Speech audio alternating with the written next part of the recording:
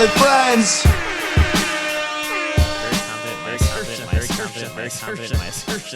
Thank you, Ben. Yo, big show today to start off the year. JC Parets is back. And with JC, Steve Strazza, new to the show.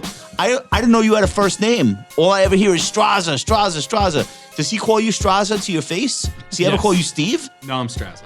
So what? Sorry? I'm Strazza. Yeah. You're just Strazza. That's it. Okay, that's what, because I was like, oh, that's his first name.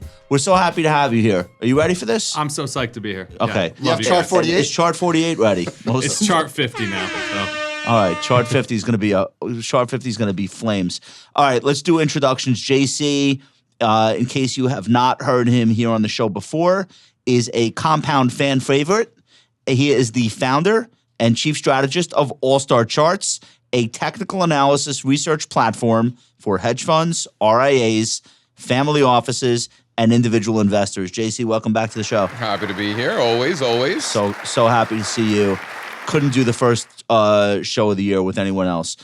Steve Strazza is the director of research at All-Star Charts. Prior to All-Star Charts, Steve was a Big Four CPA auditing Wall Street's largest broker-dealers and a former personal accountant for Steve Cohen at SAC Capital and .72. .72 or .72? 72. 72. What does .72 mean? So the office is at 72 Cummings Point Road in Stanford. Oh, I get There's it. nothing more than that. Okay, I thought maybe there was like the secret to trading. All right, not that exciting. What was it like? What was it like working for Steve Cohen? Awesome. We've had other people here before that have worked for him. Wait, time out, Steve. Microphone. You hear yourself better. We got to get this guy mic'd up. There we go. Get him mic'd up properly. There we go. I've done this before. Now we hear. Okay. Yeah. All right, John, one demerit.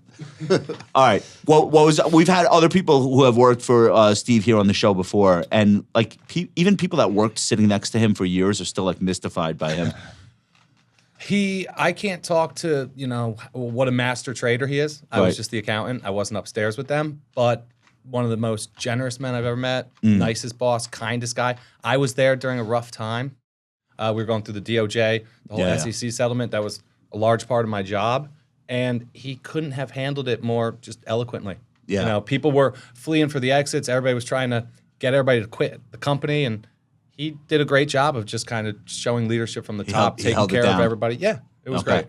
I don't think most people could go through that, mentally. It was crazy. Right. It was a crazy time. And the way he handled it, I'll never forget. I guess having billions of dollars makes it easier to weather that sort of thing, but even still.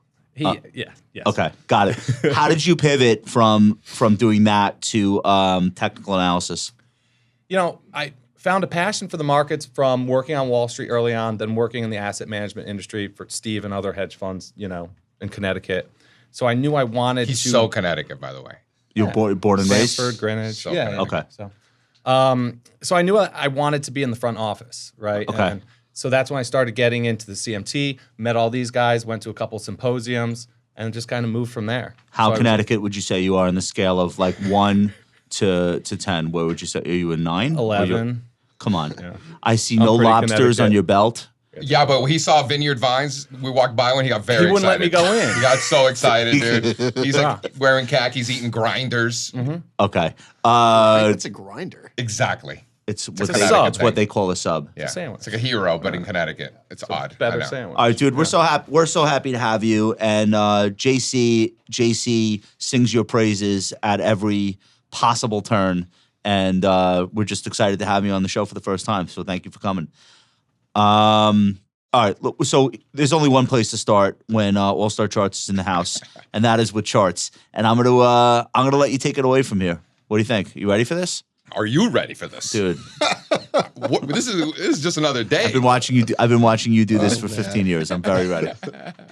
I'm very ready. Let's go. What do we got? Should we start with 48? No, it's actually 50 now. All But right. so Strazza thought it was appropriate to start with this chart. Wait, before we even do the chart, you're bullish. Bullish what? Bullish stocks. I think that it's important to spend more time looking for stocks to buy than looking for stocks to sell, and Okay. particularly the right stocks. Do we have the right order? What's the next chart, John? Okay, good. Go back. Yeah, okay. And then go to the next one after that. Just go and make sure we have the right order. You know Okay, we're good. We're good. You know we're actually doing the show now. All right, go Okay, ahead. we're good. We're good. We're good. It's all right. It's just, come on. We're good. Okay. Okay, so remember how we keep talking about it's like a joke? I thought it was February. I thought it was February. The stock market peaked in Q1, of 2021. You can argue that even The majority in May, of stocks peaked. yeah, the new 52-week high list peaked, the advanced decline lines, all the growth stocks, anything Cathie Wood, all peaked. And then throughout the year of 2021, even though the S&P technically went out of its highs, a lot of the indexes were still making new highs, the majority of stocks were already rolling over, had already been falling for most of the year, right? Been well documented. We've talked about it 1,000 times. Again, not an opinion, just math, right? So go to the next chart, John. Not this one, the next one. Right? So there you go. So now this is the exact opposite, right? So everybody's like, oh, JC, when's the stock market going to bottom? I'm like, well, most stocks are not making new lows, right?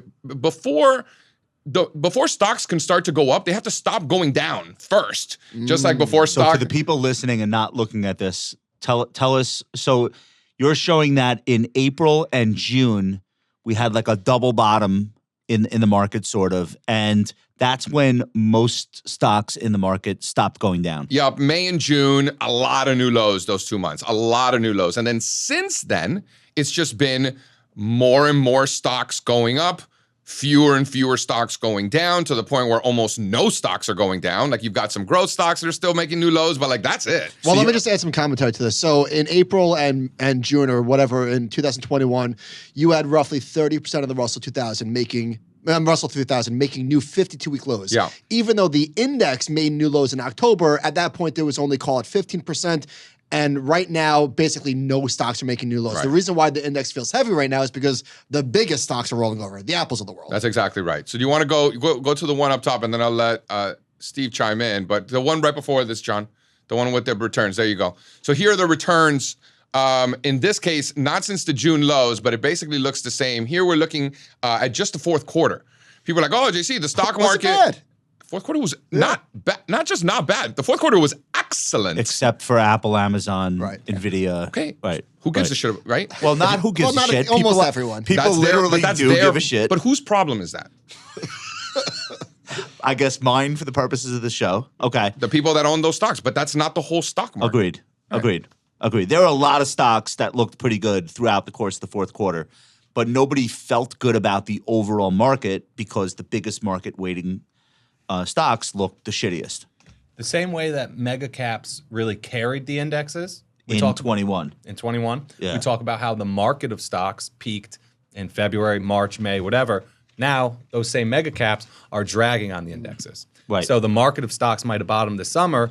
When does the NASDAQ 100, for example, finally bottom? It just made a new closing low, last week? It's Yeah. kind of incredible So- that all of the rest of the market is holding it up. You would just think, like, if Apple and Microsoft and Amazon are getting killed, That's all you need. Can I ask you a question You about just think every other stock is Can I too. ask you a question about that?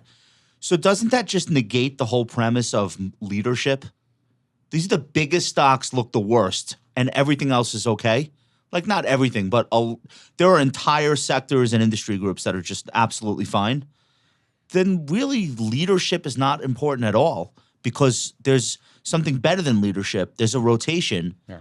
So like when you hear about, oh, this is a market leader, what does that even mean? Well, it depends on how you define a market leader, right? So this is a great question. Like, is a market leader the biggest companies? Well, Or is it- the Russell 2000 components by definition are not market leaders, even if they're going down less or even green. They're still not market leaders. They're small caps. Yeah. So what is a market leader then? in my opinion, it's leadership groups. So like sectors, Outperformers. yeah, energy, industrials, so materials, ExxonMobil financial. is a market leading stock right now. If you're interested in making money in the market, you look at leadership as the ones that are leading the returns, not leading the Market cap headlines. size. Or right, Well, when you say popularity. market Yeah, who leaders, cares? we're talking relative strength to the rest of the Yes. overall I do. market, I right? think that way. No. But But- if I said to you, in the fourth quarter of last year, Apple is a market leading stock, and you didn't know about technical analysis, you just knew about companies, or you watch TV, or whatever.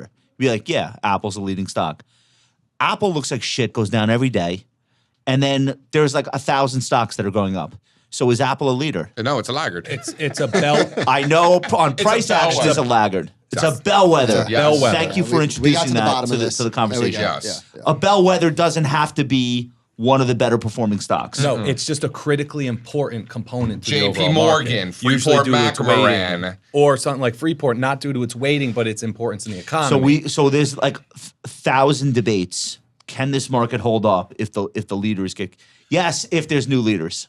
Is the answer. It's also what is the always market? new leaders. Always new leaders. Are we talking about the market as the value line index? Because then if it's a more equally weighted index, it'll hold up just fine in an environment where internals are as strong as they are. If we're talking about the NASDAQ 100, it's not going to hold up at all with Amazon and Apple Well, doing what I would they're doing. imagine. I'm sure you've got this chart. Maybe it's chart 48. The equal weight versus the cap is. Come on, John. Show him the chart. And it speaks to that. It's that same exact theme. Right? Boom! There we go. Right on cue. So Equal NASDAQ. weight versus market cap. It's ripping. Is the S&P one after this or no?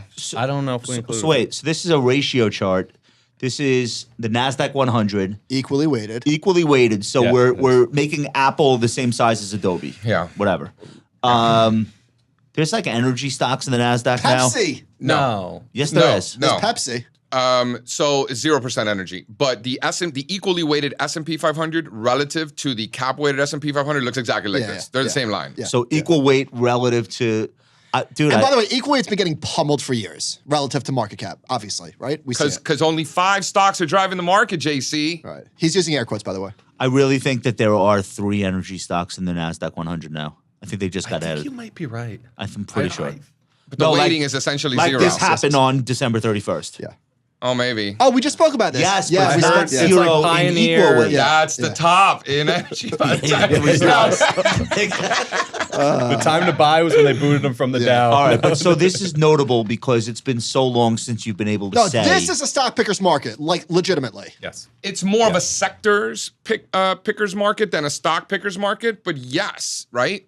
As much as that is always true now more than ever. But when that line is right? going down, it's really hard to outperform. When it's all Apple and Oh Google, yeah, it's that's a really good point. hard. That's a good point. Yeah, that's a good But point. also, nobody owns the equal weight stock market. That's the bigger point. I think. America owns the market cap weighted. That's why it's the market cap weighted. It's not America that owns it's- SPY. Yeah. It's $350 billion It's not- in that fund. It's not that it's a stock picker's market. It's a market where you don't want to be in the indexes. You don't want to be cap weighted. You don't You want don't want to be in cap you don't want to be indexes. cap They're all weighted. dominated by yeah, growth. it's Yeah. not US, so much yeah. like buying the RSP ETF instead of the SPY. It's about using that as information to then make decisions and adjust your approach to the market. It's See just what I mean? been so long since that's been a winning strategy for Literally long-only years. investors. Right. Yeah. Look, I mean, look at this. This goes back to 16, but I bet And you could probably pull back to 14 or 13. Yeah, but it gets back to why, and I think the next chart is going to show that. Is the growth value chart or with No, next is S&P. So the S&P, the S&P 500 short term is messy, right? Slop. So this is a downtrend look at this channel. It's perfect. as clear as a downtrend as it gets. That's the anchored VWAP off the highs. And That's- this is that's from what's- January 2022, Yep. continuing right into January As 23. clean of a downtrend as it gets. What's anchored view up? It's anchored to the beginning of the year as opposed to the day. Okay, got it. For example. Got it. Okay. Every VWAP is anchored to something. I got it. You literally click and drop it wherever you want. So Yeah, JC, yeah. if somebody says, "Is this a bear market or not?" For me, this is the chart that they would point to and Right. say, "Show me how it's not a bear market." Right. But you're talking about a bull market, Right. So why am I getting confused? Because that's the greatest trick that the market ever pulled is convincing investors that we're in a bull market when in a bear market when most stocks have been going up since June. So if you're just looking at the S&P 500 price, the index itself, it's clearly a bear market. But But a if you're bear looking at the market, market of stocks, it's not. listen, a bear market to me, in my experience, is an environment where most stocks are going down. You're getting more and more stocks making new lows. That's a bear market. In a bull market, you have fewer and fewer stocks making new lows, more and more stocks making new highs, sector rotation to the upside. That's a bull market. Would you say there's an expanding new high list now? I wouldn't. No. No, that's what we're waiting for But is the Jesse, expansion in new highs. you It's must- the deterioration in So new what is lows. it? Just less new lows. Yeah. It's not that binary, right? It's not that it's always a bull market or a bear market. There's always a transitionary period in between. It's a sideways market right now, Yeah. but it's going to be a bull market next, is the bet that we're making. Well, our RSP is going But it sideways. could also go. It could also roll and have that market of stocks start to fall apart too. If you look at the Dow, That's the bet I would make. the Dow made a higher high, right? Yeah. So you could say it's on its way to being in a new uptrend, right? Yeah. The NASDAQ is still grinding on its lows of the cycle. Yeah. Right. But So it's, if you look at the median stock and how high it is from its all-time high, that's probably in a bear market, right? I'm guessing the median stock is yeah, it's 100% probably still has over to be. 20%. Again, No, a bear absolutely. market is a function of the environment. It's not so much like, oh, Apple's in a bear market or tech is in a bear market. a market is a market environment. It's the current environment. Well, would you say that this does not look and feel like what a bear market looks and feels like? I think it looks and feels like early stages of a bull market where people are fighting the fact that most stocks are going up, and it's getting easier and easier to make money from the long side and harder to make money from the short side. The other thing is that the headline, if you're looking at prices, then the news headlines are confirming bear market. Great. News headlines do not reflect less new 52-week lows. The headlines are layoffs all the time. Mm-hmm. So that's the confirmation bias that you're getting in the media to go along with the fact that your Apple stock is down 30%, your Amazon stock is down 50%. But so, for These are example, the stocks people own. in the media, we keep hearing that like housing is rolling over, and it probably is. But housing stocks, Home construction stocks keep making new highs. They look pretty good. They look great. Lennar, you're killing it. Yep. It's kind of like we're in a prolonged bottoming phase right now. Like before we enter a new You could almost say sustainable it's markup prolapsed. phase. That's bad. I mean, this is like Pulte's almost at By the way, there's half not a lot of full year bear markets in history. half the sectors that persistency are you're above their saying. 200-day moving average. Half the U.S. sectors are above their 200-day. Is that true? Yeah. Like what? Staples, utilities, energy. Nope. Healthcare. Utilities, I think, are Healthcare. right there. Chart Healthcare, 15. energy, financials, materials, industrials, all above their 200-day moving average. Or Unfortunately, the sectors with the popular stocks, consumer discretion, tech, yeah. are not. in that group. Unfortunately for who? You're right. Who do You're you think right. owns There the it is. stock market? So here you go. So these are all the moving averages. So it's a great table. So you can see healthcare, staples, industrials, financials, energy. This is So- great, by the way. Defensive and cyclical. This is great. Time out. 200-day moving average. 45% of the 11 S&P sectors are above. That's what we're saying? Yep. Okay.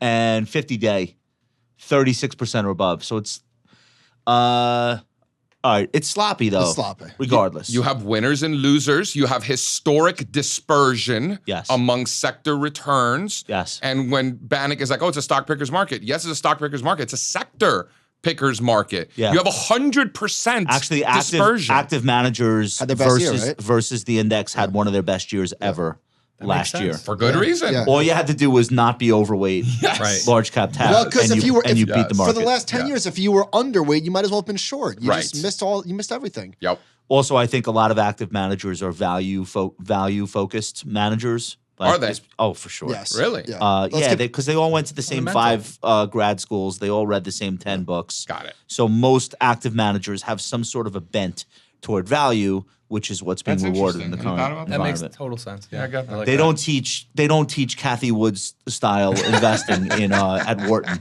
You know what I mean? That's they why teach she Ben caught Graham. on the way she did. Right. It was they a te- brand new thing. But they teach Ben Graham. Yeah. They don't teach exponential growth companies. They don't teach innovation. It's just not in the curriculum. They teach value Yeah, traps. exactly. Let's keep Let's moving. keep it moving. So here's the dispersion. Whoa. Go to the sector John's Settle getting down. back. John's getting back. Go back to the dispersion, John, we because jumped- this is important. John had a 4 loco So before the We show. jumped forward to get to 13. that Keep other going show. back, John. Keep going back. This is important. Oh, SPLV looks good. I haven't Hold looked at on. that in a while. I got you. Oh, SPLV doesn't look good. Well, relative to SPY, it does. There you go. So this is the sector dispersion. So basically 100% difference between the winner and the loser. Oh Wow. shit!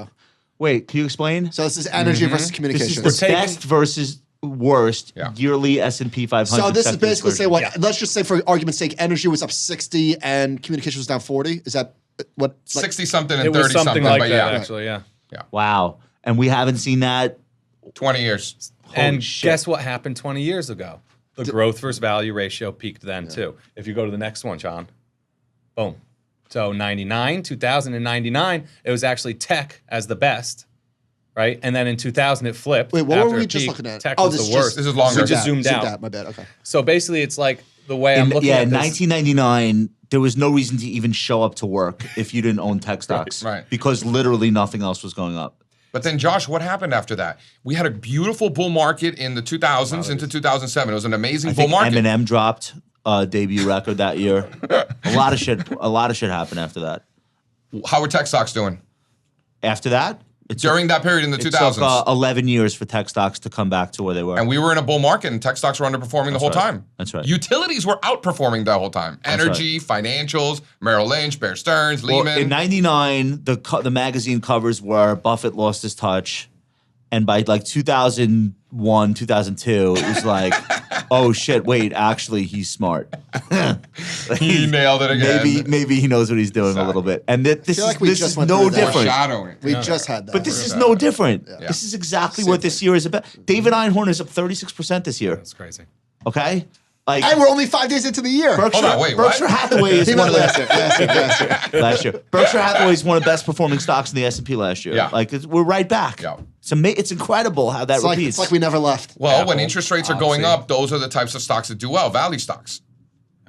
It's that simple. Perfectly normal. Yeah. When you see this kind of sector dispersion, though, it's almost like you can think of it as a momentum thrust in the growth value or sector ratios. Yeah. Right. So if we chart growth versus value, when we're looking at something like energy versus tech and the dispersion, that's going to show a huge thrust in that ratio. So I think it's interesting that the last time we saw such great dispersion between the leaders and laggers sector-wise was when the growth versus value ratio was at an inflection point, turned in favor of value. That's no doubt happening again right now. I don't know if you guys have done this work. Historically, it's like very unlikely for, I think, I've seen this somewhere in some form, not like this, but like whatever was the dispersion, whatever was the top performing sector to such an extreme degree, like they don't get their comeback a year later or 2 years later. Well, we're 2 in a row now for energy. No, he's talking about on the other way. You're talking about the laggards. Oh, the Coming losers. back. I don't Two think in a that row this- for communications. Oh, is it? I don't think the dispersion between energy and the rest of the market in 21 was anything special. In 22, it was obvious. But like, Well, I think a lot of things worked in 21. This can't persist indefinitely. I mean, obviously, you'll have your. Well, we got some charts to show you. Let's go. Let's keep it rolling. Let's keep it rolling. Keep going. Okay, so this is important because here we're looking at energy relative to technology, and we looked at this on this show before. As soon as we got back above the March 2000 lows, energy has absolutely like that exploded. matters. Like that matters. Don't stop. Are we gonna do that? Are we gonna No, go we're there? not doing that. Let's just keep moving. No, we don't have enough time. Let's for keep that. moving. We'll do that over dinner. So remember what it did. Now look at the next one. Financials versus technology. They're doing the same thing. This is about to break out, you think? Relative to tech, financials could break out. Looks Right. good. I like it. I like that. Guess set. what? We could be here next year, and this should be at 50. And if it is, where's the 10-year? Higher. 6. All right, let's not go there. If financials on a relative basis, relative to tech, are at 50, you're looking at 10s at 6. I don't want to It's live in a more world about- with the tens or Yeah, It's yeah. more about 6%. spreads. Yeah. We're overthinking it. Yeah. It's not necessary Yes. to make a guess there, but 6. All right, keep moving. Nobody wants that. So here you go. This is the same trade. Yeah. Yeah, it's just showing that the XLK XLF ratio is just a microcosm of growth value. Yeah. It's the same. Again, and what are the best 2 sectors historically when interest rates are going up? Energy and financials. Yeah, there's that ETF, EQRR. Yeah, What's that? What's that? 80% weighted towards energy financials, like another 10%. EQRR. Stocks for rising Equities rates. for rising rates. Oh, okay. Yeah. We talk about this all the time, that a lot of this growth versus value stuff really just boils down to industries. Like you'll have companies that are traditional value stocks. You'll have industries or sectors that are traditionally in the growth bucket, and that's what a lot of the stuff comes down to. For sure. That's not wrong. I would just also add that you could see value within tech, for example. Tech is obviously dominated by growth stocks, Totally. but you Legacy tech. you could see- Absolutely, like Intel Yeah. looks better than a lot of other semi stocks right And now. I have It's a a- value. Semis too, though. Semis too. And guess is a very what? important, Guess right? what? IBM. Yeah, they're cyclical stocks. IBM. semis. Wait, Facebook is now a value stock, That's true. guys. So Facebook's ripping, but IBM looks really good. How about Coinbase Yeah, is a value IBM stock? does look good. IBM looks good. You know what Coinbase's earnings multiple is? I don't. 3 times earnings. JC, do you know? I think it's crazy. I I think don't know Coinbase is why trading- anybody would dilute something as I'm just saying, pure as price. or if something I'm a as value trivial as manager, I'm earnings. all over Coinbase. But Wait, what are your thoughts on Coinbase? I think it's going to zero. You do. I right? hope it goes to Okay. zero. I don't know. No, I don't have So any you thoughts. don't think even at 3 times it I think makes it's sense? a piece of shit. But the brand, just the brand, and the fact the they have brand. all the customers. None of these But guys that's- have brands. They're all cooked. Every one of them. This generation of crypto companies, Yeah. like they all need to go. If crypto is going to survive, you need people that are trusted. There's no trust in any of these. These brands are meaningless. I think Coinbase. I think different. Coinbase is trusted. They're trying to be trusted. They're doing everything the I right think way. I think they're SEC trying, registrant. and a lot of this is not their fault. It's Yeah. just this moment in time where they're all tweeting shit at each other. Like, it's just all bad. Do you guys own any Bitcoin? Yo, let me Oh, yeah. ask. tons. Do you own it through Not Coinbase? tons. I own too much. Do you have a Coinbase account? I do. If you still own that 10 years from now, will you still own a Coinbase account? What's the question? Will you still own it through your Coinbase account? I You're still have, gonna I have a account. Coinbase account. Maybe, They'll probably yeah, close probably. it after they hear this. But imagine like after the 1987 crash on Wall Street. Imagine like Chuck Schwab on Twitter screaming at Abigail Johnson and like threatening lawsuits. Like these are Talking about children. Armstrong? They're not grown ups yet. The companies. I mean, these are child companies. They're all sub 5 years old. What are we talking about? Brand. Coinbase is not. You know what a brand? Honestly, you know what a brand is? Wells Fargo. Every other year they commit some bad What choice. a shit, terrible No, choice. but I'm making the point that Gross. But they persist. It's literally a horse it's and buggy. Like, it's literally is their logo. Like, they haven't moved on in 150 years. Honestly, they have been investigated and fined more than Al Capone, but it's not going anywhere. They won't shut this thing down. That is a brand. They shut their investors down, right? Their Dude, shareholders are paying. that for thing them. will. There will be Wells Fargo long after I'm dead. Look at Okay. this. IBM versus Right, SPY. but their shareholders are broke. What's Right? going on there? Yeah. Those value tax. I think with Coinbase, it's a really simple fundamental thesis. We're gonna put our fundamental hats on. I dare you to fucking buy that stock. I It's already $34. did. No, and you I got didn't. stopped out. But I'm gonna buy it again if it's above 46. I love this guy. Bring this guy back.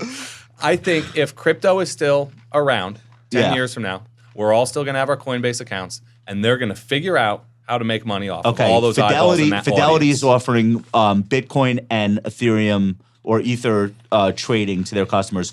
Go- So, all kidding aside, what kind of psychopath would say, you know what? That's cool that Fidelity's doing it. I'm going to opt for these guys who are being investigated night and day. I don't think you're a psychopath. You're a lazy millennial. You have a Coinbase account now. Why would you switch to Fidelity? Why wouldn't you? What's the argument not to?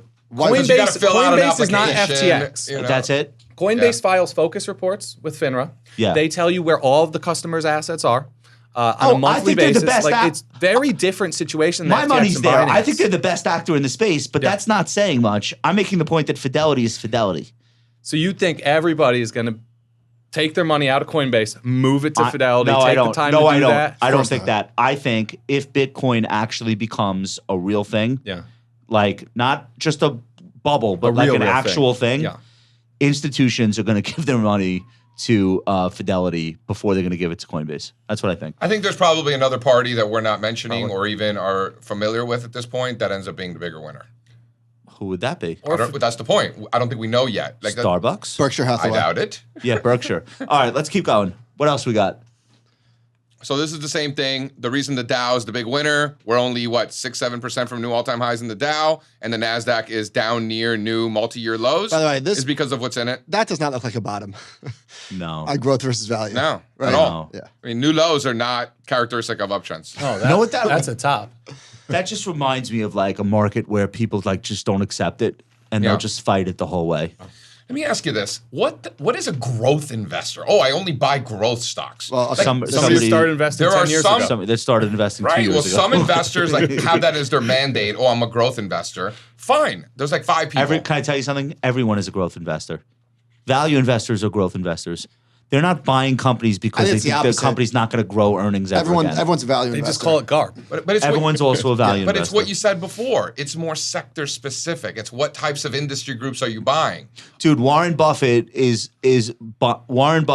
buying companies because he thinks they will be able to grow their profits. Plain and simple. So everyone is betting on growth.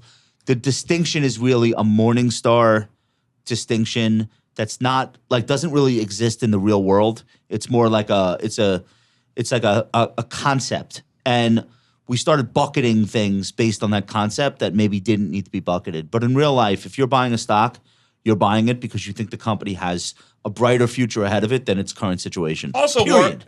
Warren, people talk about, Warren Buffett fundamentals, Warren Buffett value. Warren Buffett buys the whole company because he thinks he could do better with that cash than the company can. So there's a whole nother element of Warren Buffett mastery that gets bucketed into Yes, I'm fundamental just saying analysis. any investor pulling the trigger on a stock on a stock is buying it because they think the company is going to grow. Period. Nobody is buying a stock because they think it's going to hopefully shrink. it's because they think the No, price what is going to go up. No not one else because- is green on my screen other than energy. I see nothing else but Bitcoin. Bitcoin's green today. Oh. How about that? All right, let's get to Bitcoin. keep We going. got a little Bitcoin. What's it? This is just the inverse. But this is also a similar trade. Developed markets, ex North America versus the S&P. the rest of the world. That's value versus growth again. Yeah, very similar. Yeah. Exactly. And I've been waiting for 15 years now.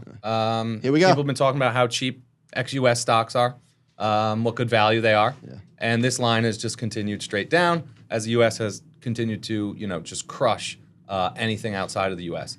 I think now that we're getting a true regime change in growth versus value, that it's time that this finally bottoms and turns in favor of ex-US stocks. It's been 10 years since this ratio was like even 5% above its 200 Developed average. stocks versus U.S. Didn't thing peaked developed in stocks all 2007. outperformed U.S. stocks last year? UK is 0% technology.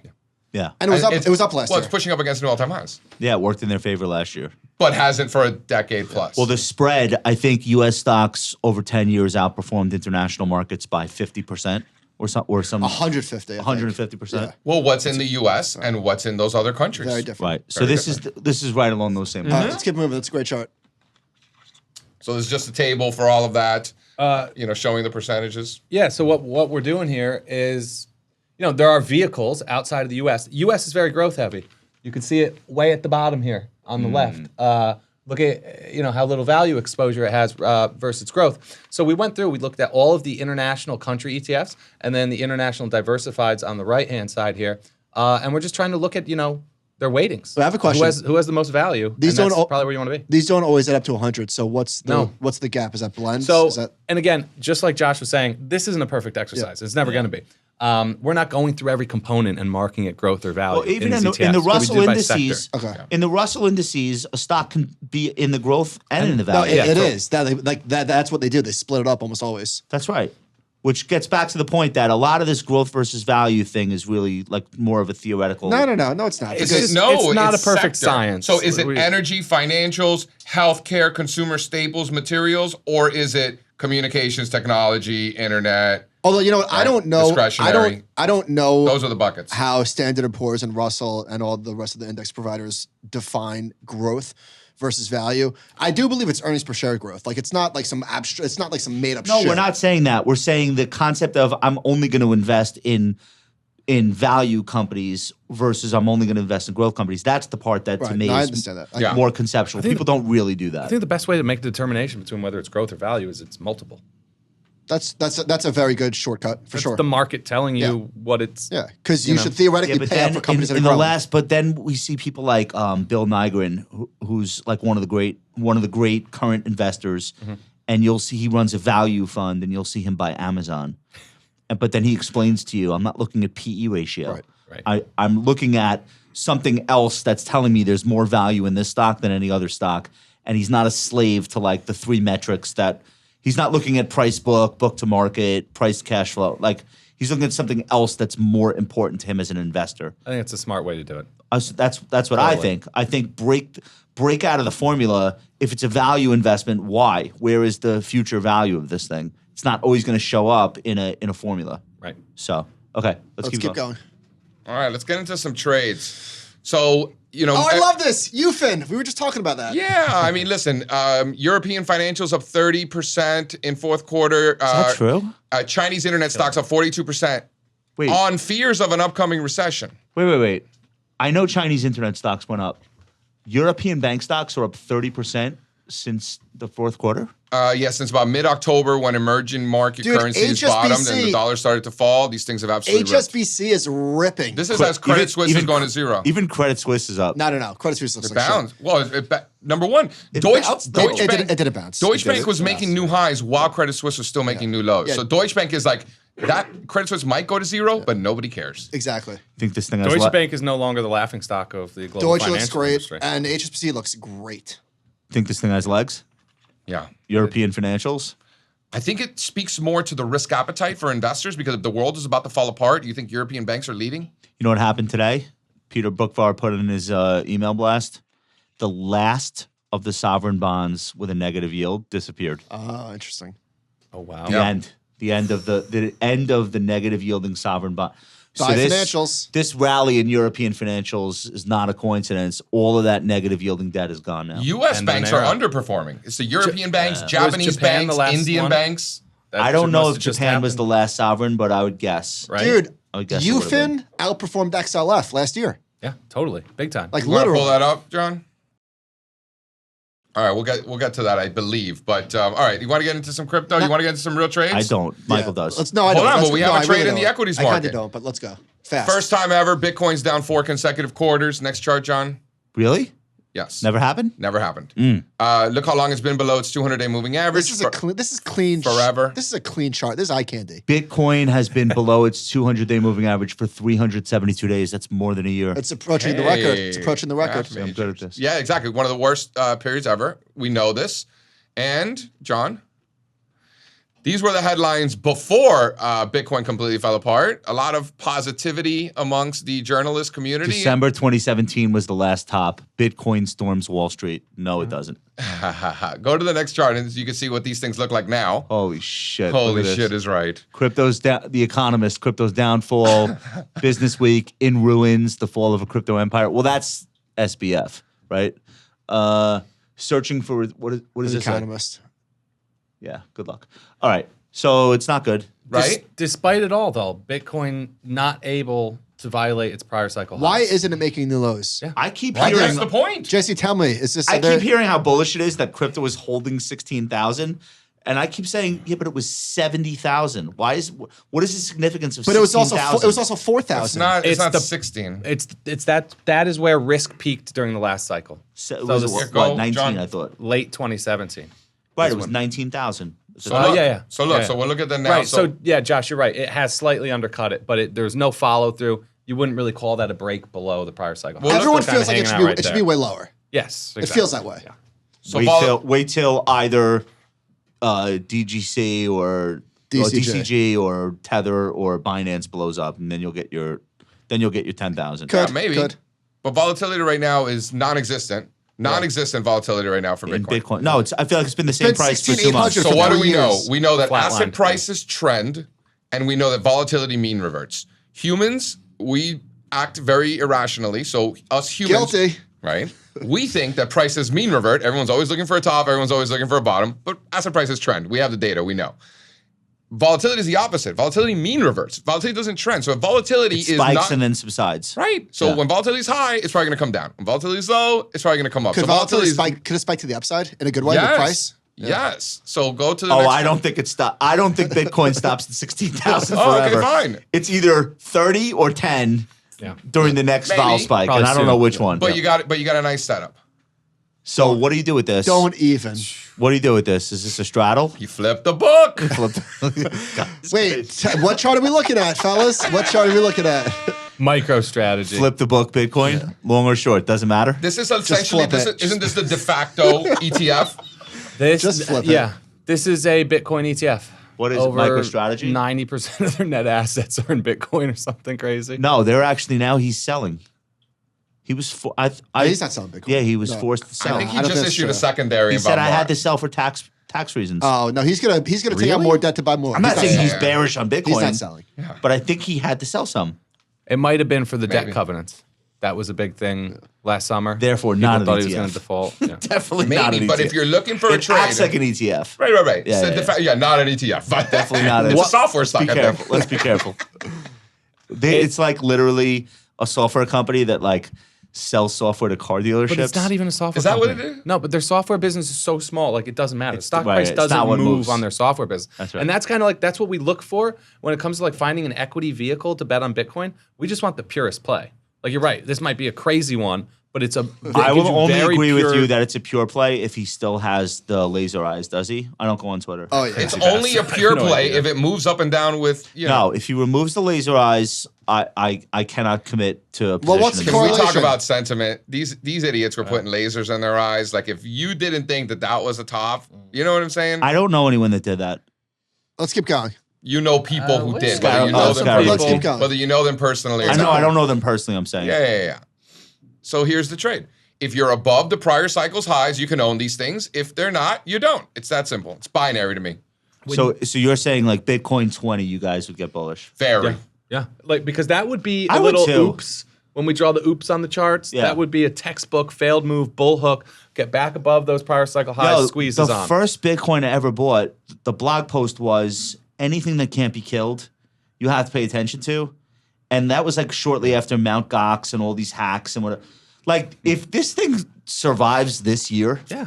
you have to take it seriously. You Talk would be about staying power. irresponsible. You don't have to buy it, but you have to Yeah. you have to shut up with the Bitcoin is going away if it doesn't go away right now. But it doesn't. But you're not bottom fishing and trying to pick a bottom. No, I You're get it. buying high You and wanna- selling higher. you want to buy the breakout to the upside. Right. I agree. I don't want to. Right. Like I was more bullish at 50,000 than I am at 16,000. For sure, Well, 100%. obviously, yeah, same. Yeah. Yeah, and by the way, Bitcoin made new lows now this fall. Ethereum did not. It made a higher low. So if you're looking for that Dow theory divergence sort of Yeah. situation, Classic Dow theory. I agree. Got it. All right. Keep going. Here, what? Oh, look at this one. we're looking at value. We're looking at semis, right? You want a bottom fish? I think that MicroStrategy. Go to MicroStrategies real quick. Let's just define that. Micron. No, I know. Go to the MicroStrategies real quick, John. One more. There you go. So if we're not above those May lows, you can't own it, right? So the trade is very well defined. Long at above 133. Below that, you leave it alone. Let it go to zero. Target at 210. Next target at 270. You let it go to zero. Yeah, I mean, who cares? If you don't own it, who gives a shit, right? I wouldn't buy this stock if you delivered the certificates to me in a Bentley and gave me the keys. If somebody delivered certificates to me in a Bentley, I definitely would sell it right away. Yeah. First of all. I would. There's nothing anyone on earth could tell me about MicroStrategy that would make me buy it. Right, but if you're looking for a trade and you want to do some bottom fishing because you've been buying a lot of relative strength and leadership groups, which we have been, Fair. fortunately, successfully. I'm not looking for a trade. I'm looking for a fucking hole to hide well, in fine. for the next year. Let's move. Here's the thing with Let's go. Why are you MicroStrategy. looking for a hole to hide in? Well, hold on. It's ahead. a super high beta, high risk reward type of bet. If this guy is right, and the loan and all the debt covenants that everybody was worried about this summer is all fine, the Bitcoin that they own is trading at a massive discount. So there's more juice. What is the discount of the Bitcoin I don't on their know balance sheet sheet versus the stock price? We've done the math before. I Enough, do it every but couple let's say it was months. 1 to 1. as big as But- Grayscale? All right, nobody cares. Let's move on. Listeners are getting Something bored. around to that magnitude. All right. We're gonna. So this is the same thing, except without the crypto side. You're looking at Micron. If you're looking to do some bottom fishing, you want a low probability but very high risk versus reward proposition. These are it. And also, these are the trades. you want to know if you're wrong very quickly. Hell yeah, you Right, do. yeah. Right. So same thing with Micron. You so own it. Micron did not take out the September low. Right. Okay. You could get real junky and buy some pot stocks that look like this right now. Social media stocks also look like this too. So find your low, whether it be September, whether it be June or May. There's a lot of examples like that too. Hey, and you Snaps- can trade against Yeah. those levels. That's all it is. Snapchat stopped going down. Fun fact, social media stocks have been leaders since the market bottomed October 13. They're like the Leaders. fourth Well, I own top Facebook. performing industry group. All right. We're gonna advance the chart. Here we're looking at the US dollar index, which is hilarious when those magazine covers came out. By Like, the way, come we're talking on, about foreign guys. stocks. We didn't even mention the Look weakening at that. dollar. I remember yeah. both of those. This is part of it. Yeah. So all this right. was beginning of October. You had the can't stop, won't stop. U.S. dollar. Come on. And then the George Washington flexing on the cover Yeah, it's of pretty good. Barron's. And that was literally the top of the dollar. And you had technically it had peaked a week prior. Like if you look at the internals. They ordered the artwork the day it peaked. Yeah. Like, get me George Washington popping out of a dollar flexing in, Yeah, that's pretty good. there was in a tank top. also in momentum. We look at just short-term rate of change. It's just the simplest way to analyze momentum. You got exhaustion. So one of the biggest single up days since I think COVID, Yep. and then one of the single biggest down days like 5 days later. So when you get volatility just going wild in both directions, that's turning point stuff. Did the dollar And peak on the peak inflation print? It's a good question. It peaked. How do you define late inflation? September. By the way, it's been an hour. We haven't even. Like We a haven't. CPI report. CPI That is was a year October old 13th. No, I understand, but I'm asking, is that the thing that finally put the top I into think- the though. I don't dollar? read those On a reports. weekly basis, look, it says dollar weekly high, October 14th. JC, it's been an But hour. its How daily have we was in not late mentioned September. commercial hedgers? You want to talk commercial hedgers? We'll talk commercial hedgers. I want to talk about the October CPI. Wait, what They is? love their lumber. These Well, that was the commercial bottom of the hedgers, stock bro. market. Hold on, can we wrap Yeah. up the dollar conversation? Yeah, now? Okay, so we think it's falling into support here. Well, remember that Logical level. the only safe haven had been the dollar. Yeah, The only. The only, not bonds. No. Right? Bonds got destroyed worse than stocks. Not Japanese yen. Not Bitcoin. Definitely not gold. So obviously not Bitcoin. Definitely not gold. The only safe haven was the US dollar. So the US dollar was strong. Remember, when did the US dollar start getting strong? In the first quarter of 2021, right, when stocks started to fall. right. And when did the dollar start to go down before that happened? Right October. after COVID. right as we had the greatest 52-week period in the history of the stock market. So now that the dollar's coming off, stocks are doing great. Well, also that's how these international stocks are catching a bid too. Yeah, The that's dollar- part of the it. dollar coming in. Totally, but U.S. stocks also. U.S. stocks are doing great. Okay, next chart, please, Maestro. So there's a close-up. This is When I great. saw this, it reminded me. Oh, they both did the same cover? Well, Oh, no, this is that's- 2016. Oh shit! Was So that was at the top? Look at the chart, John. Next chart. Yeah. So that was. Oh, it's beautiful. I mean, you can't. And so when I saw the Barron's cover that morning, because it's what I do on Saturday mornings, I look at the Barron's cover because I'm a nerd. I'm like, man, that looks familiar. When was that Economist? Boom. Right. I'm not a magazine indicator guy, but when they these are, work, it's pretty these are good. flawless. Come on. This was such a perfect. So December 2016 was the last time we saw George Washington, Muscle Man, on the cover of the magazine. That was the top. Yeah. Okay. Yeah. Love it. Beautiful. Can't make this up. Next. and we got a flurry of them too. We got a Yeah. flurry one. We got the Bloomberg. And by the way, before FTX was a Ponzi scheme, like the week before, they actually invented a new way for investors to buy the dollar. The week the dollar peaked. Who FTX did? FTX did. They FTX has invented listed dollar spot in. Imagine you got the trade right, you're long dollars, but you did it at FTX. double wrong. Wait, so read the subheader on the Business Week cover. The Fed has turned the U.S. dollar into a wrecking ball, and there's no end in sight to the carnage. Literally later that week. That week it was the top. Oh, God bless. I wonder who wrote it. All right, next. And then this is the performance of asset classes since then. So Since the dollar peaked. the British pound bottomed on September the 26th. The euro bottomed 2 days later. And then a couple of weeks later, emerging market currencies and yen bottomed, and the rest is history, The dollar's down 9% off its. which off is the a high. lot for Yeah, currencies. yeah. Quickly, 3 months. Yeah. It's a fast unwind. Actually, it's the first time that the dollar index is down 3 months in a row since the end of COVID, right when the stock market started ripping. It's a big unwind. Okay, next. So hold on, go back real quick, John. So what stands out here? International stocks outperforming the US, silver outperforming gold. When precious metals are doing well, silver outperforms. It's like the ETH Bitcoin thing. We don't know yet. Fine. We don't know yet. So that's the big takeaway. Same so, concept. You want the higher beta one outperforming. So what do we want to own? We want to own the strength. And then the next chart is that strength. That's pretty. Strazza hates that I'm bullish of precious metals. I don't hate it. Why would he hate I'm it? on board. Because he's from Connecticut. He gets Why really is he obnoxious. saying you hate it? Oh, he does? That's so weird. Like he gets just super JC? excited. Yeah, what? No. Gold excites him.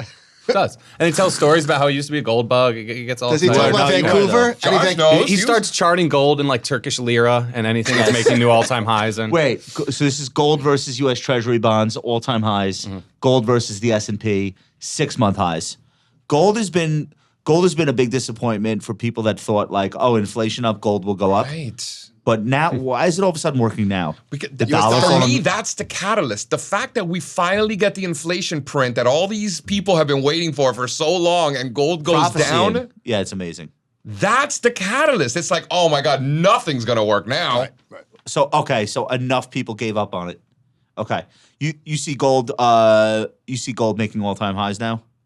I mean, it's making new all-time highs in every other currency, Right. so why not the dollar? Yeah. This looks like a huge breakout in the making to me. I do too. Knowing nothing. Looks good. In strong uptrends for asset classes, they don't just do well on an absolute basis. They also tend to outperform their alternatives. And what are but two? I'll give you. But can I give you like an even simpler reason? Most money managers, financial advisors, family office people, when they're creating a portfolio prospectively for the next client, they're going to overweight the thing that just did the best because it makes the back test look better. Here's your asset classes for next year, Mr. Jones. We're going to do, normally we do 60% stock. Maybe we're going to do like 50. And normally we would be 40% bonds. Maybe we're going to be like 35. And we're going to have a 15% sleeve of alts.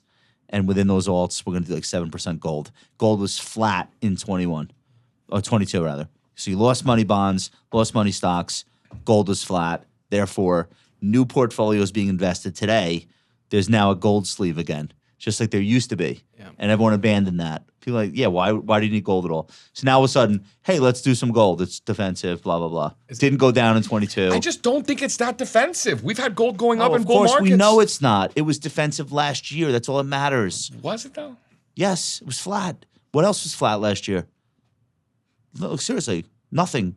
Energy was up. Everything was down. Gold was flat. Good enough. But you don't say that about the U.S. dollar. That thing is getting allocated to this year. I just know human nature. And trending in that direction No, more because importantly, people though, don't right? look at the U.S. dollar like an investable asset class. They look at it as cash. Right. This is an investable asset class. It was flat last year when everything else fucked you up. It's that simple. Let's just get to chart 48. Flat for a decade. I love that, Josh, because we always say like relative strength is contagious. Like you'll see something break out against one denominator, then it's only a matter of time before it starts outperforming another one, and you'll see just one after another relative strength breakout, and that makes sense because there's just incremental buyers. And it because just keeps getting overweighted. Listen, everybody invests in the rearview mirror, and especially professionals, because professionals don't just have to convince themselves; they have to convince other people why what they're doing for them is the right thing. It's pretty damn easy to convince somebody that owning gold in 2023 is the right thing, given the fact that it was flat last year when even Treasury bonds got killed. To me, these are all allocation questions and flows. Also, too, from a defensive standpoint, if somebody wants something defensive in their portfolio, where are you going to go right now? Dollar's getting blown up. Yen hasn't worked. Yeah. Bonds haven't worked. You got GLD, gold. bitch. Yeah. That's it. That's it, baby. All right. What do we got next? So does this trend look like it's over? This is stocks versus commodities. That new downtrend that we've been in for the last couple of years, does that look over? Or does that look like it's still got more to go? We won't know till much later, but this looks like it's free falling. Is that a chart you want to buy? Not really. No. Right. So what does that mean? That continues. You're looking at How commodities. much of CRB index is oil? I think 30s. 30% ish. Yeah. Okay. Precious metals are not big in this. Less than 10%. Right. What's carrying the rest of the load? I mean, you got agriculture, base metals. Yep. Okay. And those are your defensives, which is also interesting because you're getting that defensive leadership in commodities similar to the stock market. And the stocks related to these things look incredible. But commodities don't look you good. see like a chart. You see like John Deere recently. Yep. Deere. Oh yeah. Wait, what? Caterpillar. Ridiculous chart. What? Looks ADM. amazing. Those are the kinds of charts too. Caterpillar, Deere, where you look at them and say, how bad could things be if Caterpillar is about to make new all-time They're highs? industrials, not tech. But I thought we were going to be in like a manufacturing recession, and all industrial activity was. Anyway, when you're looking at commodity ETFs, what do you guys look at? Because I'm looking at DBC. I look at the they're fine. DJP. It looks terrible. All the DBs are okay, but none of those funds really do a good job. We overlay them with the actual commodities or the futures. They Well, they don't track don't them work well because enough. they have to roll futures. Right. And that's USO. expensive. Overlay USO with crude oil. It's not the same. When you talk about Why an even asset bother? allocation standpoint, and a lot of financial advisors, you could speak to that, look at ETFs and things like that. There just aren't vehicles. So the fact that not only are investors not in commodities, they don't even have. You got FTX They don't even have a inventing way to new do ways it. to buy the No, dollar. there are and you ways don't to even do have. it. Like a friend of mine works at like John Nuveen, and they run mutual funds that they're not indexes, but they capture the upside and unfortunately the downside of commodities better than an ETF. Right, that makes because sense. the ETF is a slave to its own rules. They're doing front month natural gas. Yeah. They have to roll it. Everyone in the marketplace knows they have to roll it. It's a little bit of a wreck. They're short-term vehicles. Use them for a tactical setup or a trade. But I don't think you don't want to hold those things too long. Yeah, I agree with it. Yeah, I agree with for that. sure. All right. Next. So new 6-month highs, gold and silver. Right? So they're all participating. Platinum's making new highs also. Keep going, John. And then here's This gold. is the chart. This It is was the really chart. good. Yeah. So gold. This is gold priced in every commodity, every currency on earth. Australian dollar, euro, South African rand, rupee, the kiwi, yen. It's up, up, up, up. Lower left to the upper right, all of them. Looks good. It's also making new highs relative to the FTX token. I'm surprised to hear that. Okay, good to know. Good to know.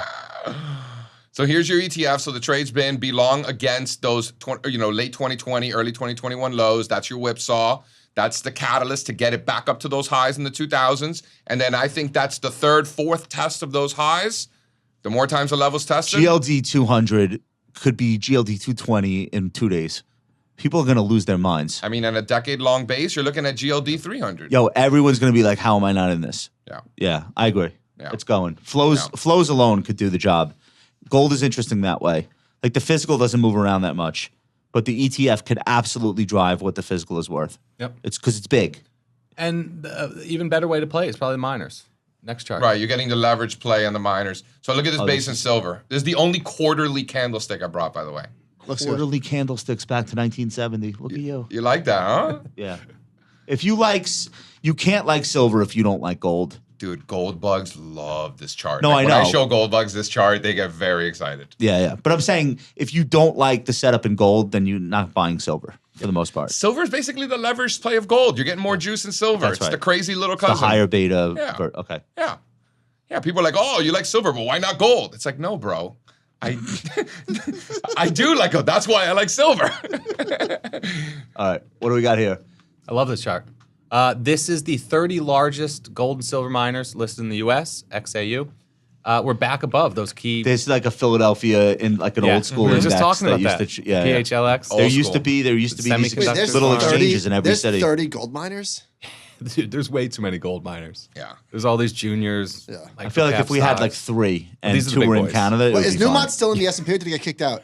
I think it's still in. This is It's the only one? It's the It's the single. only one? When gold it gets miner. added to the Dow, that's the top. That's the top. Right. Well. So hold on. So this one looks but this is the index itself looks way better than the GDX. That would be just beautiful. That would be poetic if they kick Newmont out right now. Newmont is on his way out. Let's be Like, honest. that would be great. That would be very bullish. That That should would be happen. very bullish. So we got a trade, for you traders out there, John. So we like AGI. There's a lot of these look like this. We like relative strength. Alamos Gold. Okay, it even sounds like a fake company, but that's how I like my No, gold I love miners. Alamos. I want them to sound like they don't really exist. Yamana Gold, Yeah, I Hecla like- Mining. I like that yeah, shit. It wants to sound Yeah, like yeah. Luis Yamana Gold. Something like that. I want my gold miners to sound like fake, like complete Ponzi's. Definitely, Yeah. 100%. All right, yeah, good. yeah, yeah. Let me So check out this the fits the hold bill. on. Let me look at the fundamentals on this First bad boy. Majestic. So First Majestic is another good one, Josh. First Majestic. Isn't that a casino? I don't even think this thing files quarterly statements, so you're wasting your time. These are like the altcoins of the gold mining space. Yo, you remember when the CEO of AMC, he was going to save the company by investing money in a gold mine? Do you remember? Does anyone remember that? Yes. Remember?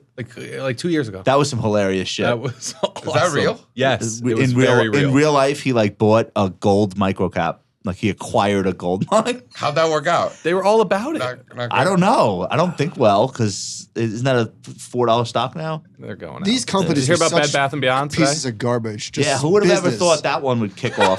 I know. Bed Bath & Beyond is not going well. All right.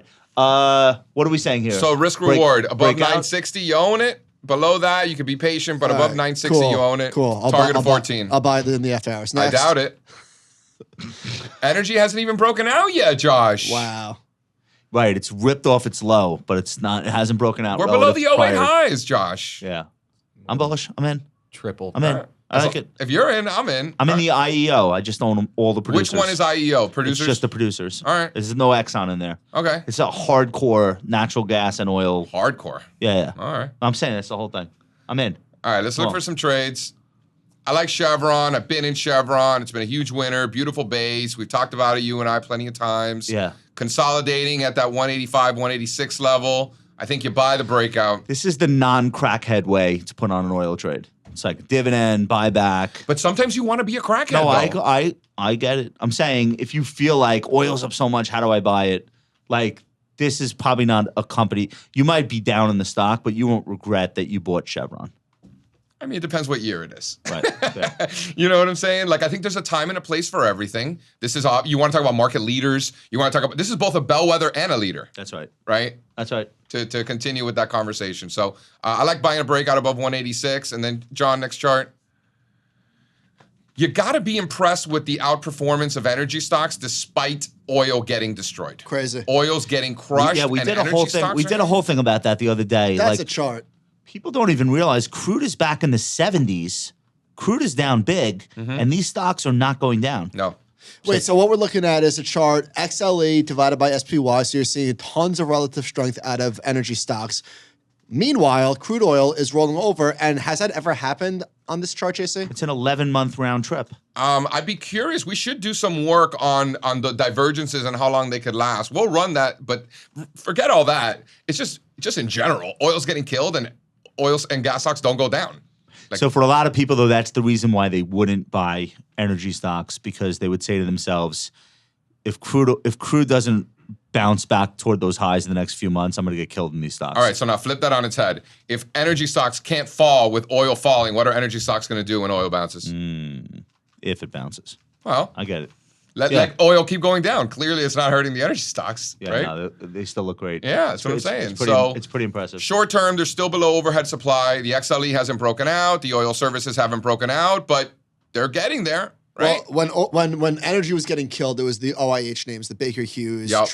Transocean, and Schlumberger. I mean, just garbage. And now they're leaders. Huge. The oil services are leaders in the oil and gas space right Baker now. Hughes is one of the NASDAQ oil names. Is now. it? I think so, Yeah, yeah. I think you're right. Do they still do rig counts? Is that still a thing? Yep. I mean, they don't do it around me, but yeah, it's still a thing. All right, next. All right. So this is Strazza's favorite because Uncle Warren's always buying under 60. Steve, give it to us. So we went back and looked through all of the Berkshire filings, Form 4 filings, when they've been buying Occidental stock, and we marked when and where on Does the he own chart. half the company now? 30%. No. Wait, 30%? But he can. Is he He can buying? go up to Is he Burke buying approval. at support? Does He he have has a a thing. technician? He calls me. He's like, yo, Jay, He's what are we looking created at, the bro? Support. Okay, there you go. You know what I'm He is saying? support. Yeah. So he is support. He kept coming in. That's funny. Whenever the price would fall below 60. Yeah. Obviously. More. And they keep on putting a floor in the stock.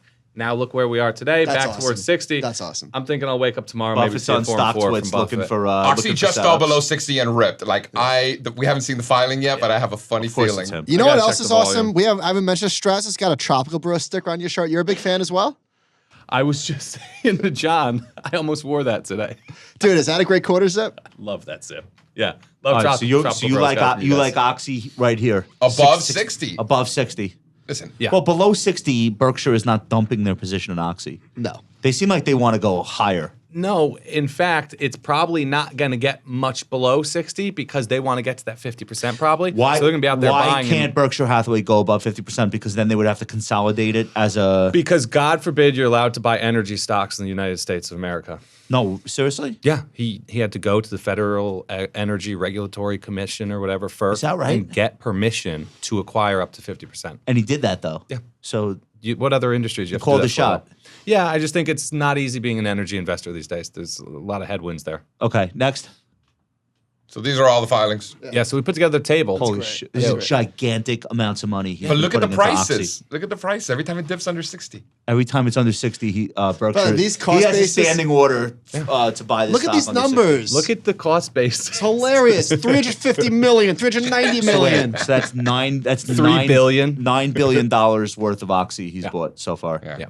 And, That we know of because That we we haven't know. seen the recent filings. and this does not include the warrants, which I think are for what, another 80 million shares or something? Wow. Yeah. Okay. All right. So he's somewhat bullish. You think? Yeah. Okay. Next. So that's where our buy level is, right? So our risk level is about 57.50. You got that shelf of You got to old fight. You lows got to there. fight with his traders to buy it. I don't mind fighting with them. I'll be buying right where they Yeah. are, you know. JC, Strazza, and Warren Buffett combined own 30% of Love Berkshire. this. The Buffett zone. Okay. Very cool. Yeah, the Buffett zone. I like that. Very cool. All right. People. By the way, did we blow past chart 48? That was was it. That was Oh, it. that was it. The moment we've all been waiting for. It's a good one, though. We needed this. We needed We it. really did. We needed it. Ladies and gentlemen, that has been chart 48. How many more charts we got? All right, so hold on. Go to the next one. This is, So, 600 more. it's, I'm not doing this. the Next world, chart. hold on. The world does not revolve around large Stop. caps. There are other stocks too. Nobody gives a shit. Oil Yeah. and gas. Come on. Don't be bringing these pink sheet stocks on my show. It's $2 billion. I don't care. Next. $2 Tide billion. water. These are all the small caps looking at relative Subscribe strength. to All Star Charts if you want JC's billion-dollar companies. No, I do love this though. 1.7. They're all at 52-week highs, more or less. Yeah, These they- are small caps showing relative strength. We changed the rules and decided the small caps are now between 1 and 4 billion. Traditionally, it's what, 300 to 2 billion? Inflation adjusted. Yeah, market cap adjusted. You know, because I mean, but there's market cap Wait, inflation. what's that Coke one? Is that the bottling plant, the KOF? Yes. It's a No, it's foreign. Mexican- it's Mexican Mexican Coke. Yeah. Okay. Yeah. Is that owned by Coca-Cola? They spun it out probably? with- yeah. Probably. Yeah. So anyway, that's what this looks like. They look good. Yeah, there's names, there's winners and losers, guys. Look at European financials, up 26% in the fourth quarter on fears of the upcoming global recession. Yeah. Right? All right, I guess we'll see. Or the Russian invasion. By the way, we've of never whole had continent. we've never had a recession start But in this- a pre-election year. This could be a scenario where the market's just really wrong. Like, obviously. Or not. Is it the market that's wrong? Or We'll find out. We'll find out. all right. Let's keep it All rolling. right, let's keep it rolling, John. Japanese banks also working out well. By the way, this is Another Buffett favorite. 56 billion. Is that big enough market cap for you there, JV? Yeah. By the way, Buffett's in the Japanese financials. He's in the trading companies, but yeah, pretty close. So You like this one? Yeah, this thing went nuts. The other week. SMFG, the Sumitomo Hang Mitsui on. Financial Group. JC, what is this? The All-Star Charts Hall of Famers. What is that? Look at that logo. That's fantastic. Look at the next Is that chart. like real the quick. little Next chart, Lebowski John. Yeah, Achievers? the Urban Achievers. The Urban Achievers. Except they're much bigger. These are the largest companies in the world outside of the United States. So we take literally the largest market cap companies that have ADRs here that are foreign. And then some countries, their largest stock doesn't make our criteria. So we just throw in the largest company in a country if it And doesn't. so these are near 52-week highs, foreign stocks with the dollar headwind. Yeah. So in local terms, it's even better. And if the dollar weakness persists, like these are going to rip. These are all New York Stock Exchange prices. Right. Yeah. Wow. I was looking at Chubb CB. It's one of the best charts I've ever seen. Swiss-based insurance company. It's really a U.S. company, but I guess Swiss headquarters or Swiss for tax reasons, but whatever. This thing is a beast. Yeah. All the property casualty insurance companies look sick right now. Marshall Yeah. McLennan, Progressive, all these things look They're great. all on the 52-week high screens. United and- Healthcare, and then look at Chubb right near the top of the list. So go back to the Japanese stock. I outlined the risk reward. Call it 770 or so. You're above those 52-week highs. You stay long. You got 30% upside. For those of you that own Sumitomo Mitsui. And these aren't bullshit companies. These are gigantic. It's $56 billion. It's not the small cap you guys maybe not talk about. Yeah. All right, let's keep it rolling, baby. So industrials, does that look like a downtrend? Does that look like a bear market to you? No, No. these stocks look great. No. When you look at them individually, like I was looking at the defense subcategory of industrials like Raytheon, Lockheed. Every setups. one of these stocks is making Boeing? record high. Grumman, General Boeing? Dynamics. Boeing all is of them except ripping. Boeing. These are not. No. These are not 52-week highs. Boeing These looks are great. these Yeah, are but none of all-time the other record ones highs. have the left part. Right. Yeah. Boeing actually looks worse than most of them. Like most of them are all-time record highs. Especially you if you look at zoom out the- on Boeing. Yeah. When you look at the weighting of these things, Boeing is like such a small weighting compared to what it used to be. Lockheed looks sick. Lockheed's great. NOC, General Northrop Dynamics. Grumman. RTN, Raytheon, GD. Yep. Yeah, Northrop. Yep. making all the missiles and shit that we're throwing at Keep people. it rolling, John. So there you go, Josh. Look at the aerospace So and defense. I'm in this ETF. ITA. Look at this, Batnick. What's This is right up your Raytheon? alley. What's Raytheon's ticker? RT. Do you know? RTN. I think it's RTX. RTX. People don't even understand it's like not what's RTX. what's going RTX. on to drive this. Germany and Japan, two countries that basically had no military after World War II, are both rearming, like just for the new reality of That's the world. a good looking chart. Like the amount of money that's going to be spent on military anything in the next 10 years is going to dwarf the last 10 years. And what's all over the world. The ITA, individual wow. stocks are already making new highs. So the ETF is being held down by maybe things like Boeing and things Yeah. like that. So but what's the the best individual looking, names, What's the best looking one in there? you just named a bunch of them, Lockheed, right? Lockheed looks incredible. Lockheed, NOC keeps making new highs. Raytheon, like you said, The thing General is, Dynamics. the thing is, if you would look at these charts, they're already up so much. Yeah. You'd be like, I don't know. But when you look at the ETF, look at the potential. Yeah, Yeah, I'm- the right? ETF So looks that's so that's good. how I'm in it. Yeah, it looks I'm good. in All right. ITA. So also healthcare next. Healthcare making new all-time highs on a relative this thing basis. looks great. I mean, there's a large cap healthcare continues to work. The world does not revolve around mega cap growth. No.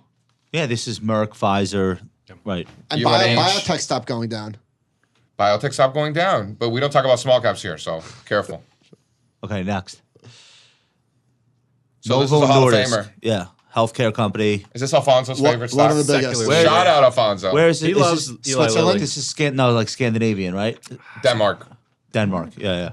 Okay, this thing looks sick. right? Novo Nordisk But- is NVO. It literally says Denmark right up there.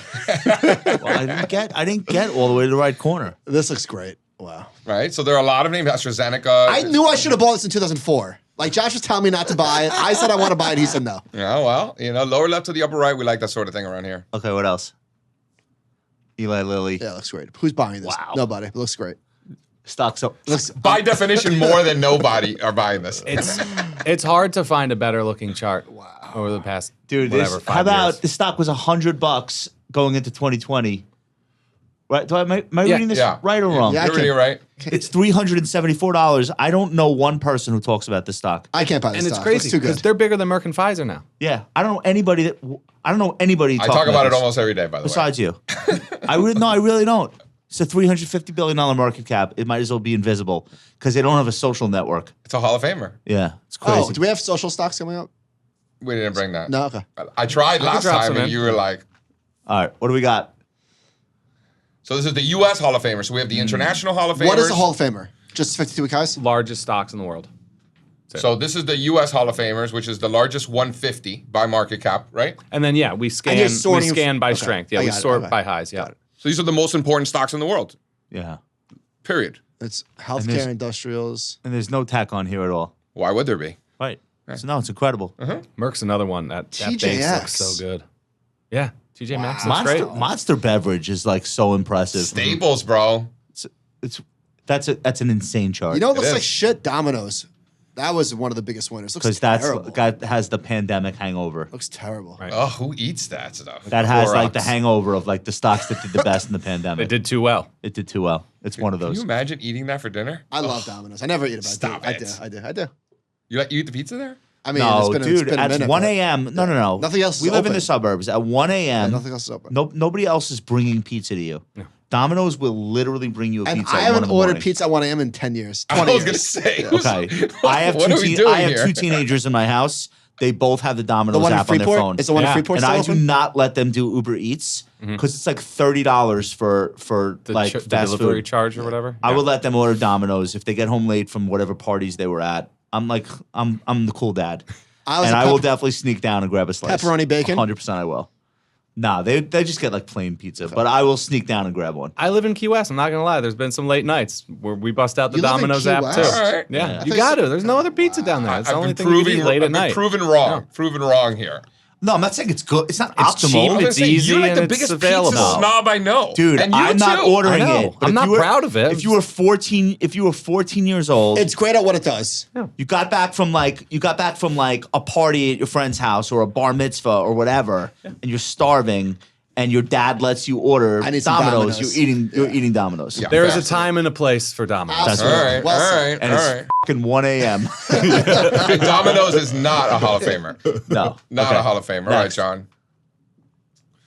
All right, so Chinese internet leading the market higher if the world was about to come to an end, or European banks and Chinese internet leading the way? I'm not buying these stocks. We could have made this chart a lot nicer though. Zoomed in on K-Web, and you got a beautiful This If base if there. I were more of a trader than I am, definitely I would be all over this stuff.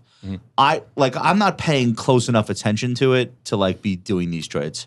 I think I've learned that about myself. I would say like 20% ago, this could have just been a dead cat bounce, but it's not now. persisted for too long. I'll tell it's you gone why. up too much. From a technical standpoint, I know you'll agree.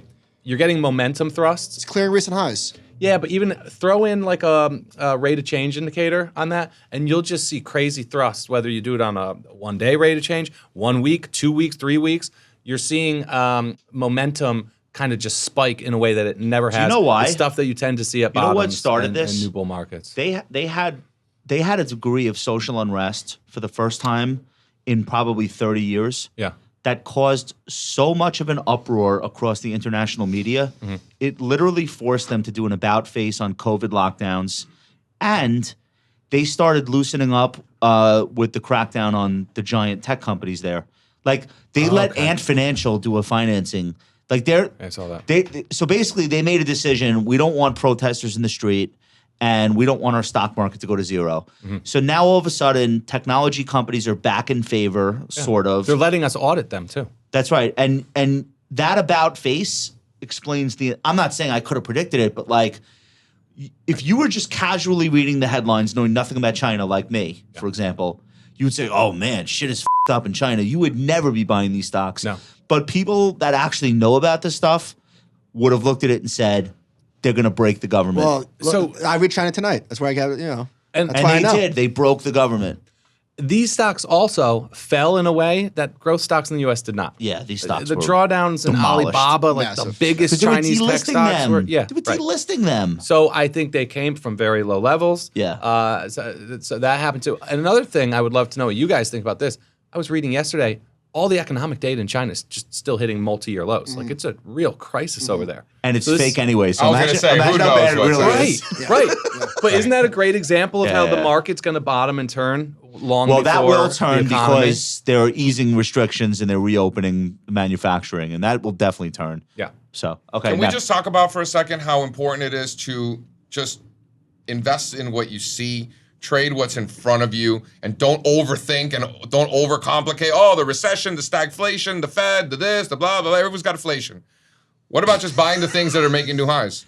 Yeah. You know, buying the things that are going up, staying away from the ones going down. Like, we don't need, like, you made a perfectly good reason as to why this is happening. You made some great points. Great. Let's say we didn't know all that, or let's say both of you were wrong. Who gives a shit? Because there are people in this world who actually need to understand the reason, even if they accept your premise that just focus on price is telling you what's really happening. I'm not against that approach. I'm just telling you there are people in the world that don't want to live with the regret of buying a chart that they didn't understand the underlying and then being wrong on the trade over and over and over again. And a lot of times you buy breakouts that fail, you buy uptrends that stop the day you bought them. If you don't even know why you bought it in the first place, you will hate yourself much more than if you just bought it, got stopped out, and moved on. And I'm just saying, like, I'm not saying one is better than the other. There are a lot of people that will trade on tacticals, but also want to understand the fundamental reason for why what they're seeing is happening. Like Buffett. Even if it doesn't work. Like Buffett with Oxy. Even if it doesn't work And that all way. of that is great, and you're 100% right. What I'm saying is that let this be a good reminder to not worry about any of that other stuff and just trade what's in front of you. Okay, fair enough. You know what I'm saying? I got Trade you. what's in front of you. Listen, I got you. Moving on. So you were just talking about the U.S. dollar. Emerging 38%. Emerging EM is 38% China. Nobody's positioned for this. Yeah, it's way too much China. Nobody's Because positioned they for tried this. so many times and I don't right? blame him. I don't blame him. There's no way anyone's going to believe in an emerging market Well, rally Tracy said unless you- it goes on for You 4 touch, years. You touch a hot stove enough, you get burnt. Yeah. No, but every rally in emerging markets Fails. back to 2010 They all fail. has failed. So no one's going to believe in this for like years. It'll be like, oh yeah, there they go again. Now, So- whether they believe in it or not, how are those stocks doing if the dollar keeps falling? Boom. They should be doing better. Yeah, So They let's are. see if we get a dollar bounce, because the dollar's back to those 2016 highs, by the way. yeah. So let's see what kind of bounce we get. We got a little bit of a bounce. Let's see how it continues. Plus, historically, there's been a positive correlation with commodities. So if you believe in that commodity trade having legs, And this Not the same as it used to That's be, though. not. not what it used to yeah. be. Of course. This is now a growth index. We've spoken about that a lot. The changing yeah, nature because you of have the, more technology companies in this index than there used to It's be. not most- your dad's EM. It's not. Most people would not believe that emerging markets, even in dollar terms, have outperformed the S&P 500 over the last year. That's pretty crazy. I wouldn't believe it. They did. Not by a lot. But there's your denominator but they did. fallacy. It's because the denominator there is a growth-heavy index. Right? Got So- it. Not so much that EM has done so Over well. the last year, 17.5 down versus 19.25 down. That's like not nothing either. Yeah. It's almost 200 basis points of outperformance. Alpha. There we go. All right. Let's see, John. Consumer staples going up is not characteristic of a bear market. Consumer staples going up is very consistent with the stock market going up. It is. It's just I always learned it as it's a defensive way to be long the stock market. If they're going up on a relative basis, though, that's a different But story. aren't they? They aren't are. they? They outperforming were. They the are. So section? we're going to get to were. that. They just broke out of a massive base. We're going to get to that. But the point is, on an absolute basis, consumer staple stocks doing well that's not a bearish thing for the stock market. Let's They're go to the next stocks too, But relative outperformance is bearish. right? no? So let's get into it. So we're looking at a stock here. Do we have the next chart, John? Go to the next chart real quick. One more. I don't think we brought Oh, we didn't bring it? the relative. What is XL? One more, John. One more. wait. One more. Keep going. Keep going. No, the other way. The other Are we way. out of charts? Oh no! All right, go back up. Go back I'm up. not there. Go back up. Go back up. All right. What I was going to show. Go back to the staples chart I real got quick. you. Go back to the staples chart. What I was going to say is on a relative basis. Look at how perfectly these match up, though. What's the same? Yeah. Yeah, because they're stocks. Staples versus the S&P. Because they're stocks. But on a relative basis, consumer staples are outperforming. Yeah. Right? They're outperforming, but what's the denominator when we say relative basis? We're talking about the S&P 500, which is very growth heavy. Yeah. When you use the XLI, when you use industrials as the denominator, so you're essentially Why would you do that? well, historically, the industrials have the highest correlation with the S&P of all of the individual sectors. I It did not gives know you that. value instead of growth. So what you're doing is you're sticking with that correlation, but you're eliminating the growth. So when you compare consumer staples relative to Industrials. industrials and low volatility relative to industrials, they're breaking down. Yeah, I said they don't look good. They don't look good. The industrials are taking the lead. I said this chart looks shitty, but that's what you just said. So the denominator fallacy of What is that? denominating XLP, things in the I. S&P, you're by definition making the numerator look good if you have a heavy growth denominator. The other thing with the consumer staples, underappreciated, it's not just that they can be defensive because their business fundamentals hold up better. They are growth stocks because all of the growth of those companies is going to come from overseas. So when the international markets are doing well, and it's not the end of the world in Europe and Asia, the consumer staples companies benefit from that. They're not pure defensives. Like, they're not utilities. And I think people get confused with that. So what do we got here? All right, so let's get into some trades. JM Smucker. Right? This is SJM, $17 billion market cap. What is the bottom chart? Oh, that's just relative to Relative to the But the S&P. food The S&P. companies in general. Actually, that's Yeah. relative to Russell 3. Yeah. Okay. Yeah, packaged foods. Looks great. A lot of what I call grocery store stocks, they're all working. And every one of these is an eventual private equity takeover that's a target. good point. Every single one What's of the them. dude, Nelson Peltz, like that sort of stuff? 3G in the Brazil. Brazilian, yeah. Yeah. Right. They did Kraft with Buffett, right? Buffett finances these things. Yeah. That's his move is he puts up the capital because he's got such a great credit rating. But then and they're the operators. and then he takes an equity piece, but they do all the work. Got it. He's not manning the ketchup plant. Yeah. You know what I mean? It's Buffett's side hustle. It's his side hustle. Okay. James Smucker, you got one more. Mondelez is Oreos, right? Basically. They had a lot of sugar Yeah. stuff. What the f*** is Full a garbage. confectioner? Yeah, They they do do sugar. They sell you sugar. shit. Confectioner? Yeah. They sell you Confectioner is poison. like candy manufacturer. I never heard that word before. Nothing they make is good for anyone. Right. Mondelez. Right. Exactly. Except for shareholders. All right. 2.3% yield, $91 billion market cap. This is the next one to break out, you think? But it's not the yield. What do you mean? That yield's a little high The for yield me. is not the issue, dude. I don't love that yield. Yield is not the issue, dude. Yield's a little high. It's the fact that they keep raising their yield. Yeah, it's an aristocrat, right? Dividend aristocrat. It's what they call a challenger. It's a young And we aristocrat. call young It's a aristocrats. lil Yeah. aristocrat. Which I leads, like Lil better. Yeah. where are you leading us to? Dinner. the young He's leading us to aristocrats. dinner. Let's go. The young aristocrats are the stocks that are almost going to be On their way. They're Halfway. on their way, A third of the way there. meaning they've been paying growing dividends for 10 years, 5 to 9. 5 to 9 years. And an aristocrat's 25. So It's a these great are, list. You put this out, does this go to all of your subs, or this is a specific product that people sign up for? How do you sell young aristocrats? so our premium subscribers receive it. So the highest level of our subscription service, they receive it. That's But Go on. here, because we're friends with the compound, next slide, John, if you're interested in this most recent, the 2023 Young Aristocrats, go to allstarcharts.com/YA and we'll shoot it over to you. Look at that. That's pretty cool. All right, so they'll get the list of how often does the membership change? Is it annual? To the Young Aristocrats, Yeah. changes every month. Every month. Okay, so they'll get the newest updated version. Oh, yeah. Yeah, we do it once a month's a good amount for this list, right? Yeah, these are longer term setups. You know, we're looking at longer term chart patterns. Very cool. So Yo, guys, we're out of charts. we're out of charts and we covered a lot of ground. There was And we're some out of other- time. We're out of time. There was some other stuff we were going to do. We're going to throw it out. We're going to look at Michael Batnick's predictions. I loved your list, dude. Oh, thank you. Yeah. It's a good list. So Michael thinks Jeff Bezos is going to return to Amazon, and he I- went on TV and said it, and it became international news. What channel are you on? Guys, What channel? he was on CBC. Did a great I job. also predict that I'll get 3 out of 10 right. No, but he made the point. This is my favorite point. They're like, why is he going to come back to Amazon? He's like, well, he had a $200 billion net worth, and now it's $100 billion. Most normal people draw their line in the sand at $100 billion in losses. Right? That was like his. That's really funny, by the way. I was trying to say he's down to his last 100 billion. Like, you got to draw the line somewhere. I honestly, I would agree with you that he's coming back. Yeah. Except he's having way too much fun Yeah, with yeah. that new Yeah, girlfriend. well, wait till the stock drops another 40%. You see the two of them? They're like on a different yacht every day. He's having way too much fun to come back. to this Yucking shit. it up. Yeah. Yeah, why? Who cares? Let it go to zero. All right, so I just want, as we move on to favorites, I just want to say, the Menu is on HBO Max, and it was a fun movie, and I love Ray Fiennes. He's one of the best out there. I am more or less full, though, on like the Eat the Rich theme, which is basically what it was. It was like White Lotus-ish, you know? Okay.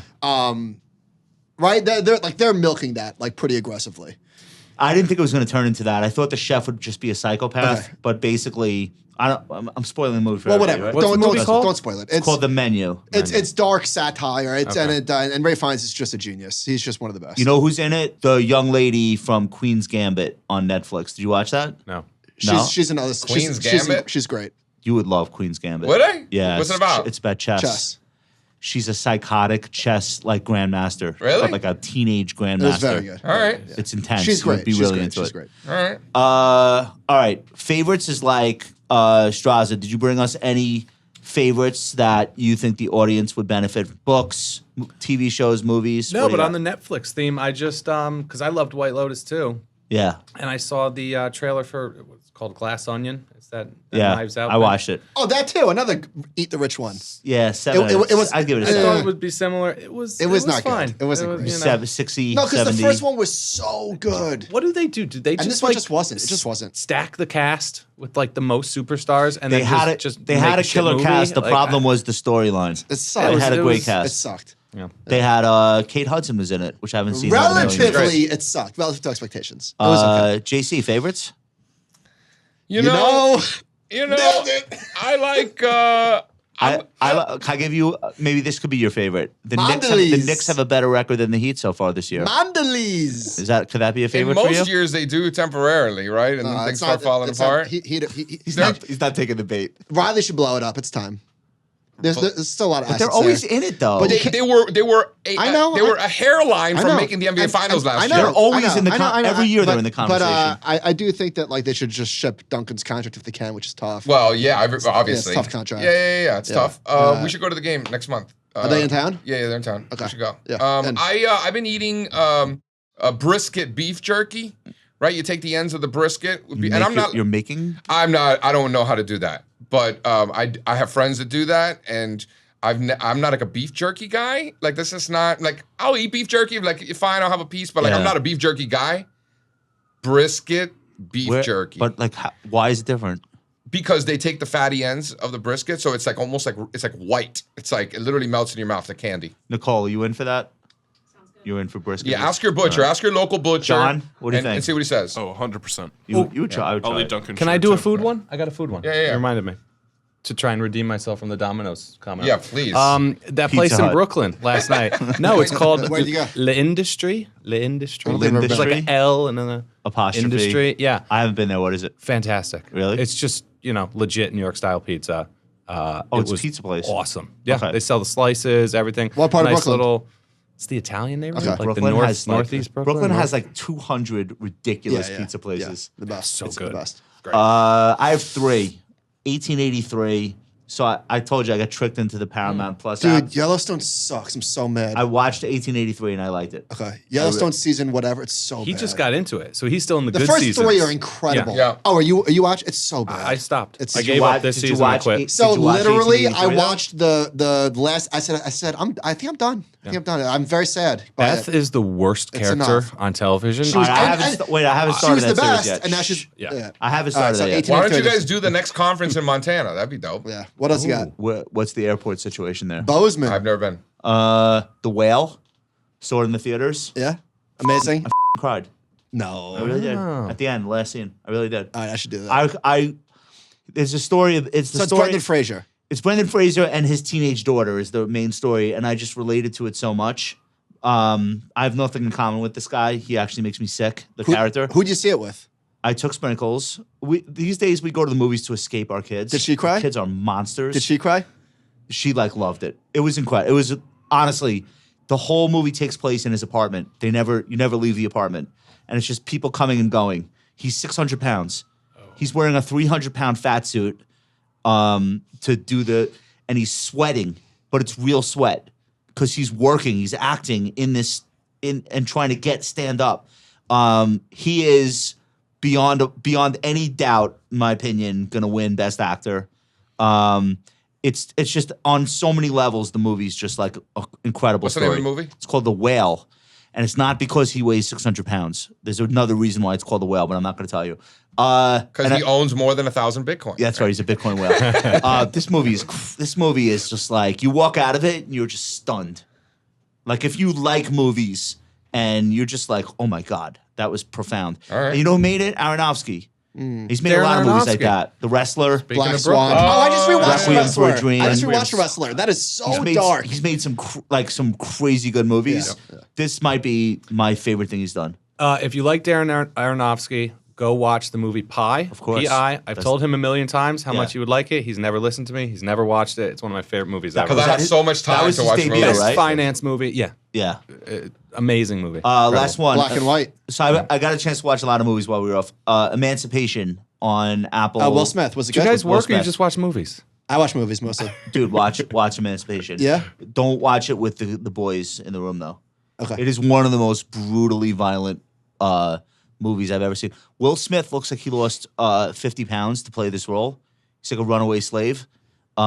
This movie is you know who made it? Antoine Fuqua. Is that his name? The guy that made Training Day. He's made really great action movies with guns and helicopters. This is like obviously set during slavery, and it's just super intense. And it's the best acting I've seen Will Smith do in a while. Like he's not playing Will Smith. You know what I mean? Like he's playing somebody totally alien to Will Smith. I thought it was amazing. All right, that's all we have today. Do we run out of tape? All right. So, was our longest one ever? 2 hours. Yeah, no, you guys were amazing, by the way. We only got halfway through the charts. Yeah, let's do the second set of charts now. We had so many more. I bet you did. All right. Guys, we love you. We're going to send everybody to allstarcharts.com to learn more about all of the amazing stuff that you guys put out. And thank you so much for bringing We this to didn't our even do audience interest today. rates. We decided against it. All right. Yeah, he's like, no rates? I'm like, We'll do that. We'll do that next time. Yeah, you guys come back. We'll do it next time. Thank you, guys. rates Thank you aren't so going much. anywhere. Where do we follow you specifically, Strazza? Are you on Twitter? At Strazza on Twitter, or you'll find me on At allstarcharts.com. S Strazza on Twitter. Yep. Or also on All Star Charts. All right. Thank you Yep. so much for coming. JC, we love you. Congrats on your twin baby boys. Thank you. All right. Nicole, great job. John, way to hold us down. We will see everybody next week.